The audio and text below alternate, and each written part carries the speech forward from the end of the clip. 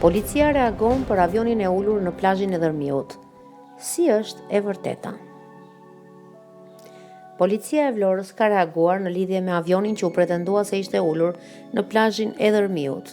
Sipas drejtorisë së policisë së qarkut, bëhet fjalë për një avion të vjetër, të vendosur nga pronari i biznesit për qëllime muzeale dhe turizmi.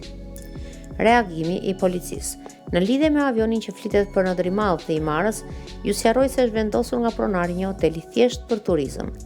Nuk ka motor, qëndron thjesht i fiksuar për foto, gjëra të kësaj natyre. Sa për sqarimi, mirë që të mos aludohet për gjëra të dyshimta.